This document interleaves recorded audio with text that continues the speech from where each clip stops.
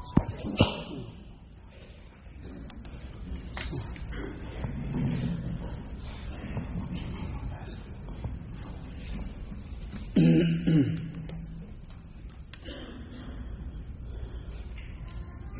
الحمد لله نحمده ونستعينه ونستغفره ونعوذ بالله من شرور أنفسنا ومن سيئات أعمالنا من يهده الله فلا مضل له ومن يضلل فلا هادي له وأشهد أن لا إله إلا الله وحده لا شريك له وأشهد أن محمدا عبده ورسوله اللهم صل على محمد وعلى آل محمد كما صليت على إبراهيم وعلى آل إبراهيم إنك حميد مجيد اللهم بارك على محمد وعلى آل محمد كما باركت على إبراهيم وعلى آل إبراهيم إنك حميد مجيد أما بعد فإن خير الحديث كتاب الله وخير الهدي هدي محمد صلى الله عليه وسلم وشر الأمور محدثاتها وكل محدثة بدعة وكل بدعة ضلالة وكل ضلالة في النار. أعوذ بالله من الشيطان الرجيم. يا أيها الذين آمنوا اتقوا الله حق تقاته ولا تموتن إلا وأنتم مسلمون. يا أيها الناس اتقوا ربكم الذي خلقكم من نفس واحدة وخلق منها زوجها وبث منهما رجالا كثيرا ونساء واتقوا الله الذي تساءلون به والأرحام إن الله كان عليكم رقيبا. يا أيها الذين آمنوا اتقوا الله وقولوا قولا سديدا يصلح لكم أعمالكم ويغفر لكم ذنوبكم ومن يطع الله ورسوله فقد فاز فوزا عظيما. قابل صد احترام بزرگوں، دوستوں اور بھائیوں اور معززات ماؤں بہنوں بیٹیوں اور خواتین اسلام، اللہ رب العزت کی نشانیوں میں سے ایک نشانی دن اور رات ہے. اللہ رب العزت نے دن کو معاش کے لیے بنایا، یعنی کمانے کے لیے بنایا، محنت مزدوری کرنے کے لیے بنایا، اور رات کو اللہ رب العزت نے آرام کرنے کے لیے بنایا. اور رات کے وقت جو نیند ہے یہ بھی اللہ رب العزت کی نعمتوں میں سے ایک نعمت ہے. اللہ نے فرمایا وَجَعَلْنَا نَوْمَكُمْ سُبَاتًا وَجَعَلْنَا اللَّيْلَ لِبَاسًا وَجَعَلْنَا النَّهَارَ مَعَاشًا، کہ ہم نے نیند کو تمہاری راحت اور تمہارے سکون کا ذریعہ بنا دیا. نیند آتی ہے، تمہیں راحت ملتی ہے، تمہیں سکون ملتا ہے، دن بھر کی تھکاوٹیں ختم ہو جاتی ہیں. اور رات کو اللہ رب العزت نے لباس بنا دیا. جس طرح انسان کا لباس انسان کے جسم کو ڈھانپ دیتا ہے، اسی طرح رات کے اندر تاریکی چھا جاتی ہے، اندھیرا چھا جاتا ہے، اور یہ تاریکی بہت ساری چیزوں کو چھپا دیتی ہے. جس طرح انسان کا لباس انسان کے جسم کو چھپا دیتا ہے. میرے عزیز بھائیوں، اللہ رب العزت نے نیند کو جب راحت اور سکون کا ذریعہ بنایا، اور یہ بھی اللہ رب العزت نے ارشاد فرمایا کہ وَهُوَ الَّذِي يَتَوَفَّاكُمْ بِاللَّيْلِ وَيَعْلَمُ مَا جَرَحْتُمْ بِالنَّهَارِ، وہ اللہ وہ ہے کہ جو تمہیں فوت کرتا ہے. یتوفاکم باللیل، رات کے وقت. فوت کرنے سے مراد نیند طاری کرتا ہے، کیونکہ نیند اس کو نبی صلی اللہ علیہ وسلم نے موت کا بھائی قرار دیا ہے. النوم اخو الموت، نیند کیا ہے؟ یہ موت کا بھائی ہے. اس لیے نیند کو موت صغرا کہا جاتا ہے، اور موت کو جب انسان اس دنیا سے چلا جاتا ہے اس کو موت کبریٰ کہا جاتا ہے. اور نیند کے اندر بھی اللہ رب العزت انسان کی روح کو قبض کرتا ہے، لیکن اس روح کا جسم کے ساتھ ایک تعلق قائم رہتا ہے. اس کی وجہ سے انسان کی سانس چلتی رہتی ہے، انسان کا جسم حرکت کرتا رہتا ہے. لیکن جب اللہ رب العزت انسان کو مار دے گا، اس کے اوپر موت طاری کرے گا اور اس کی روح کو قبض کرے گا تو اس روح کا جسم سے کوئی تعلق نہیں رہتا، اس لیے وہ جسم بالکل مردہ ہوتا ہے، الا یہ کہ جب انسان کو دفنایا جاتا ہے پھر وہ روح دوبارہ لوٹائی جاتی ہے اس جسم کے اندر۔ خیر، اللہ رب العزت نے ارشاد فرمایا وَهُوَ الَّذِي يَتَوَفَّاكُمْ بِاللَّيْلِ، اللہ تمہیں فوت کرتا ہے رات کے وقت، یعنی نیند طاری کرتا ہے۔ وَيَعْلَمُ مَا جَرَحْتُمْ بِالنَّهَارِ، اور اللہ جانتا ہے تم جو کچھ دن کے وقت کرتے ہو۔ ثُمَّ يَبْعَثُكُمْ فِيهِ، پھر اللہ رب العزت رات کو سنانے کے بعد، تمہارے اوپر موت کو طاری کرنے کے بعد اللہ تمہیں اس دن میں پھر اٹھا دیتا ہے۔ کس لیے اٹھاتا ہے؟ لِيُقْضَى فِيهِ أَجَلٌ مُّسَمًّى، تاکہ اس میں انسان کا جو وقت مقرر ہے وہ پورا کر دیا جائے، یعنی جو اصل موت کا جو وقت ہے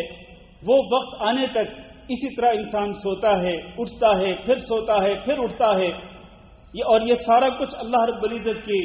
ایک نظام کے تحت ہوتا ہے۔ اسی طرح اللہ تعالیٰ نے فرمایا اللہ یتوفی الانفس حین موتها، اللہ تعالیٰ جانوں کو قبض کر لیتا ہے جب ان کی موت کا وقت ہوتا ہے، یہ اصل حقیقی موت ہے۔ پھر فرمایا والتی لم تمت فی منامها، اور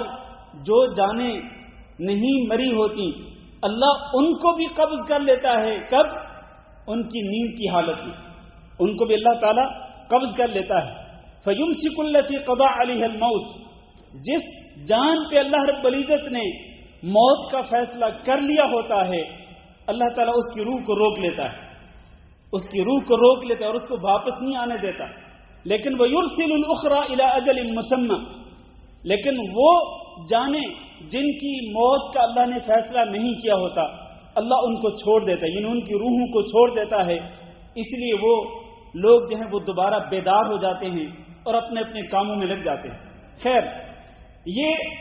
رات کو سونے اور دن کو اٹھنے کا جو نظام ہے یہ اللہ رب العزت نے انسان کی مصلحت کے لیے ہی بنایا ہے، اور نبی کریم صلی اللہ علیہ وسلم نے اس کے کچھ آداب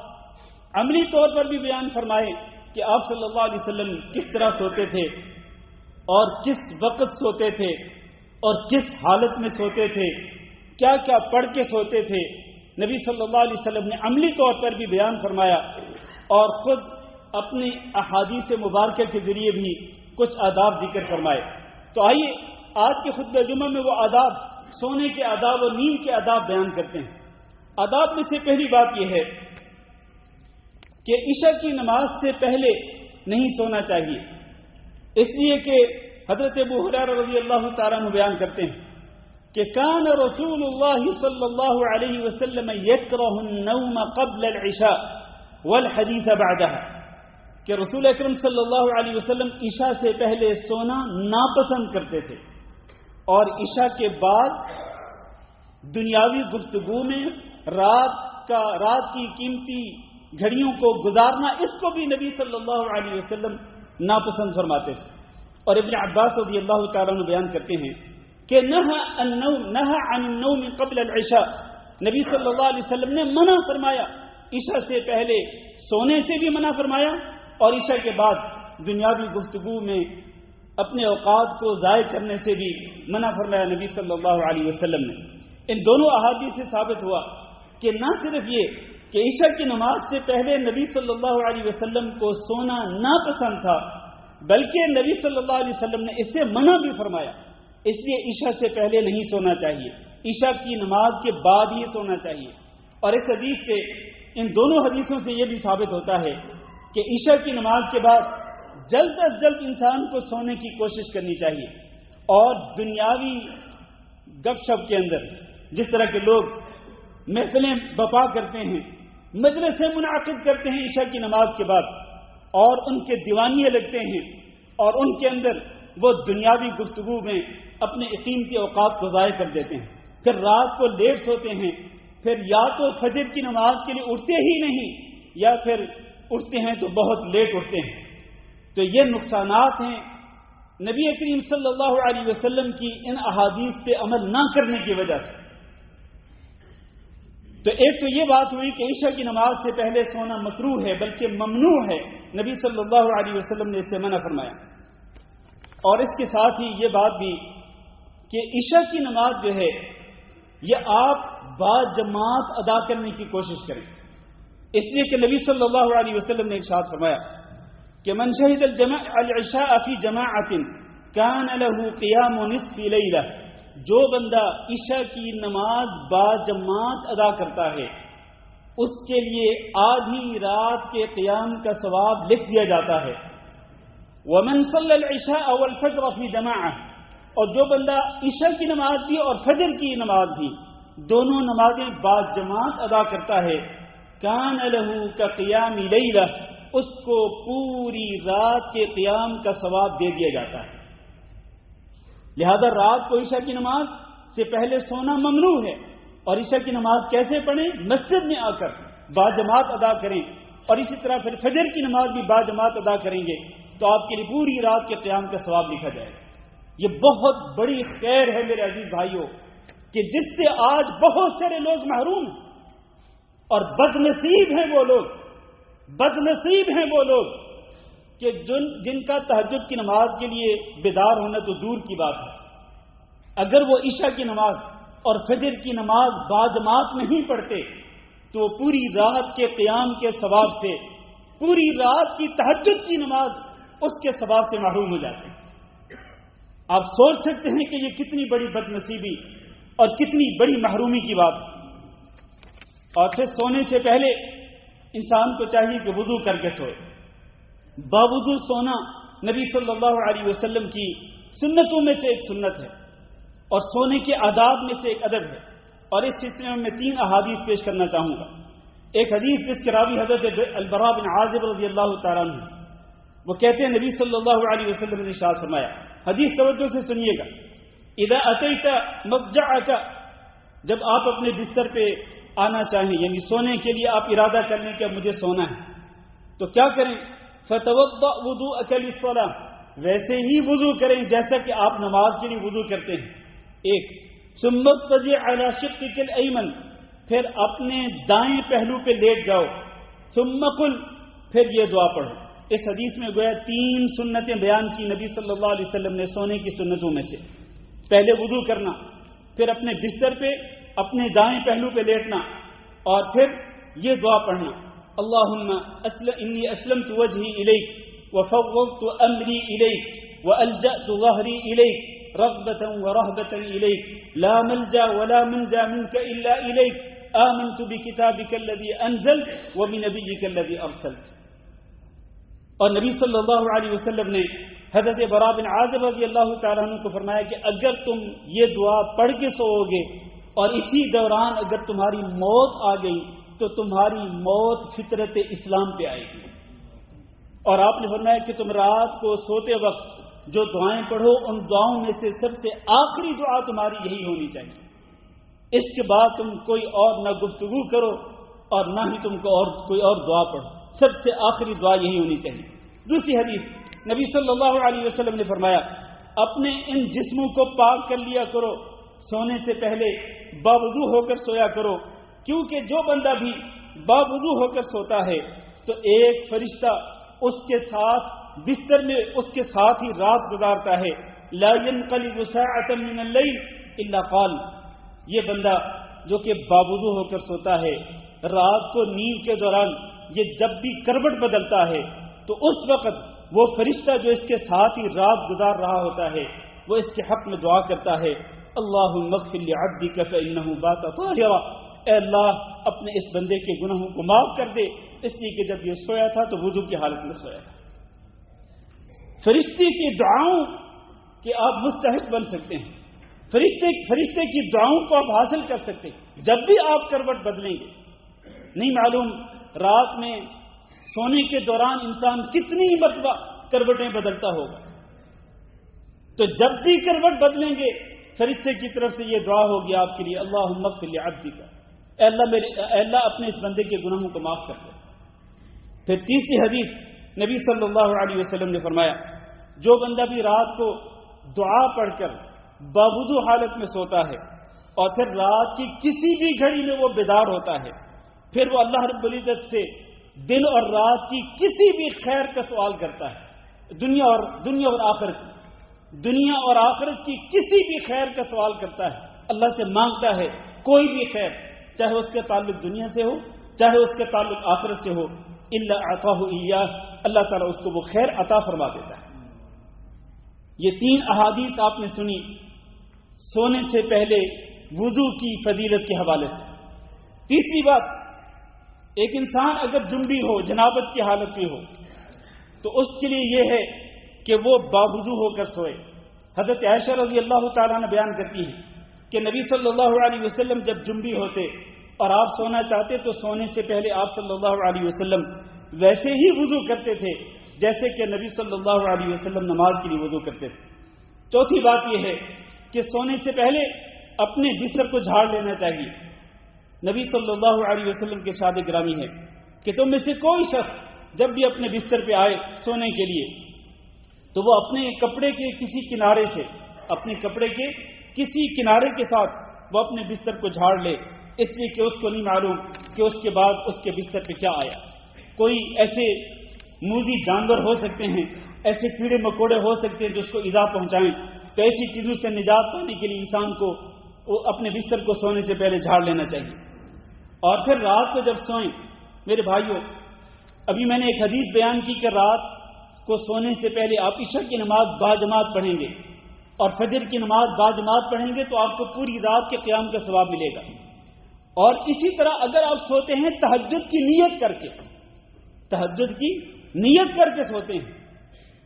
اور پھر آپ تہجد کی نیت کر کے سونے کے بعد تہجد کے لیے بیدار نہیں ہو سکتے، اس کی فضیلت کیا ہے؟ نبی صلی اللہ علیہ وسلم نے فرمایا جو بندہ اپنے بستر پہ آئے اور اس کی نیت یہ ہو کہ وہ تہجد کے لیے اٹھے گا اور نماز پڑھے گا، لیکن اس کی نیند اس پہ غالب آ گئی، یہاں تک کہ اس نے صبح کر لی، پوری رات سویا رہا، وہ تہجد کی نماز کے لیے نہیں اٹھ سکا، لیکن نیت موجود تھی کہ وہ اٹھے گا، تو اللہ کے رسول فرماتے ہیں کتب لہ ما نوی، جس چیز کی اس نے نیت کی اس چیز کا اس کو اجر و ثواب مل جاتا ہے، اس چیز کا اجر و ثواب اس کے لیے لکھ دیا جاتا ہے۔ تہجد کی نیت کی تھی، تہجد کا ثواب اس کے لیے لکھ دیا جاتا ہے، کیوں؟ اس لیے کہ یہ نیت کر کے سویا تھا لیکن نیند غالب آ گئی اور یہ اٹھ نہیں سکا تہجد کی نماز کے لیے۔ اور بلکہ یہی نہیں کہ تہجد کا ثواب اس کے لیے لکھ دیا جاتا ہے، بلکہ اس کی جو نیند ہے وہ بھی اس کے لیے صدقہ لکھ دی جاتی ہے۔ اللہ رب العزت کتنا مہربان ہے اپنے بندوں کے لیے۔ اسی طرح سے آداب میں سے اور سنتوں میں سے ایک یہ ہے کہ جب آپ سونا چاہیں تو سونے سے پہلے اپنے دونوں ہاتھوں کو اس طرح، اپنے دونوں ہاتھوں کو اپنے سامنے اکٹھا کر لیں، اپنی دونوں ہاتھوں کی ہتھیلیوں کو، جس طرح انسان دعا مانگتا ہے، اور پھر آپ 3 مرتبہ آخری 3 سورتیں پڑھیں، قل هو اللہ احد، پھر قل اعوذ برب الفلق، پھر قل اعوذ برب الناس، اور پھر اسی طرح اسی ترتیب کے ساتھ پھر قل هو اللہ احد، پھر قل اعوذ برب الفلق، اور پھر قل اعوذ برب الناس، پھر تیسری دفعہ اسی طرح سے تینوں صورتیں پڑھیں اور ہر صورت سے پہلے بسم اللہ الرحمن الرحیم پڑھیں۔ 3 مرتبہ یہ تینوں معوذات پڑھ کر اپنے ان دونوں ہاتھوں پہ تھتکار دیں، پھونک نہیں مارنی ہوتی بلکہ تھتکارنا ہوتا ہے اس طرح سے، اور اس کے بعد پھر اپنے ان دونوں ہاتھوں کو اپنے پورے جسم پہ پھیر دیں، اپنا چہرہ، اپنا سر، اپنے دونوں بازو اور اپنے سامنے والا حصہ، پیچھے والا حصہ، پھر اپنی دونوں ٹانگیں اور دونوں پاؤں، اس طرح سے پورے جسم پر آپ اس طرح سے دم کر کے سوئیں۔ یہ وہ دم ہے جو کہ نبی صلی اللہ علیہ وسلم خود کرتے تھے اور آپ صلی اللہ علیہ وسلم اس کی تعلیم بھی دیتے تھے۔ اس کو چھوڑ کر آپ اگر کوئی اور دم کرتے ہیں، یعنی مسنون رقیہ جو ہے اس کو چھوڑ کر، چاہے یہ 3 صورتوں کا رقیہ ہو، چاہے وہ دیگر مسنون دعاؤں کا ورد ہو یا وہ رقیہ ہو، اس کو چھوڑ کر لوگوں کا من گھڑت دم اگر پڑھیں گے، لوگوں کی اپنی طرف سے گھڑی ہوئی کو دعا پڑھیں گے، خصوصاً وہ دعائیں جن کے اندر شرکی الفاظ ہوتے ہیں، جن کے اندر بدعات تک ہوتی ہیں، ان الفاظ کو پڑھنے سے، ان دعاؤں کو پڑھنے سے آپ کو قطعاً کوئی اجر و ثواب نہیں ملے گا۔ پوری کی پوری خیر و بھلائی کس چیز میں ہے؟ وہ نبی صلی اللہ علیہ وسلم کی سنت پہ عمل کرنے میں۔ نبی صلی اللہ علیہ وسلم کی سنت سے انحراف کر کے کسی اور طرف آپ جائیں گے، یقیناً آپ بھٹک جائیں گے، یقیناً آپ گمراہ ہو جائیں گے۔ اور پھر ہماری جو ہر آئے دن شکایتیں ہوتی ہیں، او جی میں سوتا ہوں تو مجھے نیند کے اندر سانپ نظر آتے ہیں، مجھے جناب ایسے لگتا ہے کہ جیسے میں کسی اونچائی سے نیچے گر رہا ہوں، اور مجھے فلاں ڈراؤنی چیز نظر آتی ہے، فلاں ڈراؤنا خواب نظر آتا ہے، اس کی وجہ کیا ہے؟ وجہ یہ ہے کہ ہم نے نبی صلی اللہ علیہ وسلم کی ان سنتوں کو اور آپ صلی اللہ علیہ وسلم کے بتلائے ہوئے ان آداب کو ہم نے خیر بات کہہ دیا ہے، ان کو ہم نے نظر انداز کر دیا ہے، اور ہم ان کی جگہ پہ اللہ معاف کرے آج دنیاوی چیزیں آ گئی ہیں، اور نہیں معلوم ہم میں سے ہر شخص اپنے گربان میں جھانک کے دیکھ سکتا ہے، وہ اپنا جائزہ لے سکتا ہے کہ نیند آنے سے پہلے اس کا آخری عمل کیا ہوتا ہے، کس حالت میں اس کو نیند آتی ہے، وہ کیا کر رہا ہوتا ہے، وہ کیا سوچ رہا ہوتا ہے، کیا دیکھ رہا ہوتا ہے، کیا سن رہا ہوتا ہے کہ جس حالت میں اس کو نیند آتی ہے۔ ہر انسان اپنے گریبان میں جھانک کر وہ اپنا جائزہ لے سکتا ہے۔ تو یہ وہ سنتیں ہیں، یہ وہ آداب ہیں جو نبی صلی اللہ علیہ وسلم نے بتلائے، اور یہ وہ سنتیں ہیں جو نبی صلی اللہ علیہ وسلم نے اختیار کی، ہمیں انہی پہ عمل کرنا چاہیے۔ اسی طرح سے میرے عزیز بھائیوں، سونے سے پہلے آیت الکرسی کو بھی پڑھنا چاہیے، اور وہ حدیث تو بڑی مشہور ہے کہ حضرت ابو ہریرہ رضی اللہ تعالیٰ عنہ کو نبی صلی اللہ علیہ وسلم نے یہ کام سونپا تھا، ان کی ڈیوٹی لگائی تھی کہ زکوٰۃ الفطر کا جو غلہ جمع ہوا ہے آپ نے اس کی حفاظت کرنی ہے، رات کے وقت آپ نے نگرانی کرنی ہے کہ کوئی چور چرانے کے لیے نہ آئے۔ اسی دوران میں ایک آیا آنے والا اور اس نے غلے میں سے کچھ چرایا، حضرت ابو ہریرہ نے اس کو پکڑا، پہلی رات بھی، دوسری رات بھی، تیسری رات بھی، اور تیسری رات جب وہ جانے لگا، حدیث طویل ہے، تیسری رات جب وہ جانے لگا تو اس نے کہا کہ اللہ کے بندے میں تمہیں ایک چیز بتلا دیتا ہوں، اس کے بعد اگر اس پہ تم نے عمل کر لیا تو پھر کوئی چور تیرے قریب نہیں آئے گا۔ وہ عمل یہ ہے کہ تو رات کو سونے سے پہلے آیت الکرسی کو پڑھ لیا گا، اور اس نے فضیلت بیان کی، کہنے لگا فَإِنَّهُ لَن يَزَالُ عَلَيْكَ مِنَ اللَّهِ حَافِظٌ، جب تو آیت الکرسی کو پڑھ لے گا اللہ تعالیٰ کی طرف سے ایک حفاظت کرنے والا تیری اور تیرے مال کی حفاظت کرے گا، تیرے گھر کی حفاظت کرے گا۔ وَلَا يَقْرَبَنَّكَ شَيْطَانٌ حَتَّى تُصْبِحَ، صبح ہونے تک شیطان تیرے قریب تک نہیں پھٹکے گا۔ جب یہ بات ابو ہریرہ رضی اللہ تعالیٰ عنہ نے نبی صلی اللہ علیہ وسلم کو بتلائی تو نبی صلی اللہ علیہ وسلم نے فرمایا کہ اس نے سچ کہا ہے حالانکہ وہ جھوٹا تھا۔ اور آپ نے پوچھا کہ ابو ہریرہ پتہ ہے کہ وہ تینوں راتیں وہ تمہارا مہمان کون ہوتا تھا جس کو تم پکڑتے تھے؟ کہا مجھے نہیں معلوم۔ اللہ کے رسول نے فرمایا وہ شیطان، خود شیطان تھا جو تمہیں ایک چیز سکھلانے کے لیے آیا تھا۔ تو جو چیز وہ بتلا کے گیا وہ بات سچی، حالانکہ وہ جھوٹا ہے لیکن بات سچی ہے۔ اس سے ثابت ہوا کہ آیت الکرسی ضرور پڑھنی چاہیے انسان کو سونے سے پہلے۔ اسی طرح سے تسبیحات فاطمیہ ہیں، 33 مرتبہ سبحان اللہ، 33 مرتبہ الحمدللہ، 34 مرتبہ اللہ اکبر پڑھنا، یہ بھی نبی صلی اللہ علیہ وسلم کی سنت مبارکہ ہے، جس کی تعلیم نبی صلی اللہ علیہ وسلم نے اپنی سب سے پیاری صاحبزادی حضرت فاطمہ رضی اللہ تعالیٰ عنہ کو اور ان کے شوہر حضرت علی بن ابی طالب رضی اللہ تعالیٰ عنہ کو دی کہ رات کو سونے سے پہلے آپ نے یہ تسبیحات پڑھ کے سونا ہے۔ اسی طرح سے ایک اور آداب میں سے ایک چیز یہ بھی ہے کہ رات کو سونے سے پہلے اگر آپ گھر میں آگ جلاتے ہیں، گھر کے اندر آگ کو بجھا کے سوئیں۔ آپ اگر گیس استعمال کرتے ہیں گیس کا چولہا بند کر کے سوئیں۔ اگر آپ رات کو ہیٹر چلاتے ہیں شدید سردی کی وجہ سے ہیٹر کو بند کر کے سوئیں، اس لیے کہ نبی صلی اللہ علیہ وسلم نے فرمایا کہ یہ آگ جو ہے یہ تمہاری دشمن ہے، اس لیے رات کو سونے سے پہلے اس کو بجھا کے سویا کرو۔ اسی طرح رات کو دروازے بند کر کے سونا چاہیے اور برتنوں کو ڈھانک دینا چاہیے، برتنوں کو کور کر دینا چاہیے۔ عموماً خواتین اپنے کچن کے اندر برتنوں کو ننگا رکھ کر وہ چھوڑ دیتی ہیں اور پھر اسی طرح سے سو جاتی ہیں، جبکہ نبی کریم صلی اللہ علیہ وسلم نے فرمایا، اس حدیث کو بھی ذرا توجہ سے سنیے گا، فرمایا جب رات کا اندھیرا چھانے لگے تو اپنے بچوں کو گھر میں روک لیا کرو، اس لیے کہ وہ وقت ہوتا ہے رات کا ابتدائی حصہ ہے، یعنی جیسے ہی سورج غروب ہوتا ہے اور رات کا اندھیرا چھانا شروع ہوتا ہے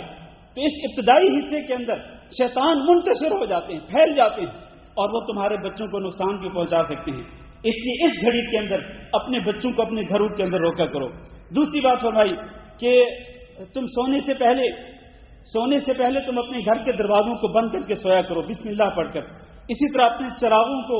بند کر کے بجھا کر کے سویا کرو بسم اللہ پڑھ کر، اور اسی طرح اپنے مشکیزے کا منہ بند کر کے رکھا کرو، یعنی ایسا نہ ہو کہ مشکیزے کا منہ کھلا ہو، اس کا منہ بند کر کے اور اسی طرح اپنے برتنوں کو کور کر کے سویا کرو، حتیٰ کہ آپ نے فرمایا کہ کور کرنے کے لیے کچھ بھی نہ ہو، کوئی ایک لکڑی ہو اور لکڑی کو چڑائی کی حالت میں رکھ کر برتن کو کور کیا جا سکتا ہو تو ضرور کور کر کے سویا کرو۔ اور آپ نے فرمایا کہ پورے سال کے اندر ایک رات ایسی آتی ہے کہ جس میں ایک وبا پھیلتی ہے، اور کسی بھی گھر کے اندر اگر کسی مشکیزے کا منہ کھلا ہو یا کوئی برتن جو ہے وہ کور نہ ہو تو وہ وبا جو ہے اس مشکیزے کے اندر یا اس برتن کے اندر ضرور داخل ہو جاتی ہے۔ اس لیے نبی صلی اللہ علیہ وسلم نے اس کا حکم دیا۔ اسی طرح سے ایک آخری بات کر کے میں آج کا خطبہ ختم کرتا ہوں کہ جب سونا ہو تو انسان کو اپنے پیٹ کے بل نہیں سونا چاہیے، الٹے منہ نہیں سونا چاہیے، بلکہ انسان کو اپنے دائیں پہلو پہ سونا چاہیے۔ اور سنتوں میں سے ایک سنت یہ ہے کہ اپنا دایاں ہاتھ اپنے دائیں رخسار کے نیچے رکھ کر دائیں پہلو پہ لیٹ کے سوئیں۔ یہ ہے سنت نبی صلی اللہ علیہ وسلم کی۔ الٹا لیٹنا، حضرت ابو ہریرہ رضی اللہ تعالیٰ عنہ بیان کرتے ہیں نبی صلی اللہ علیہ وسلم نے ایک شخص کو مسجد میں دیکھا کہ وہ الٹا لیٹا ہوا ہے۔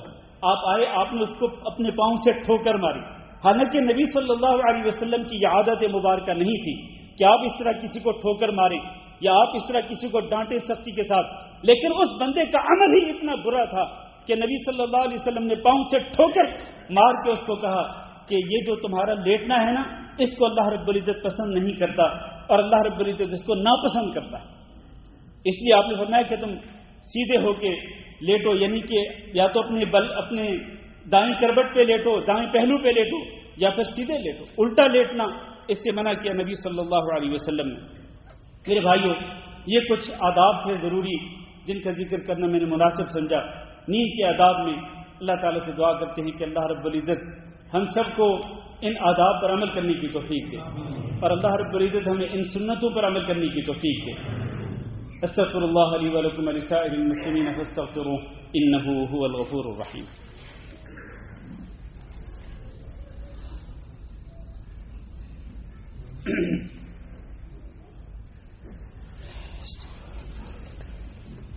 إن الحمد لله نحمده ونستعينه ونستغفره ونعوذ بالله من شرور أنفسنا ومن سيئات أعمالنا،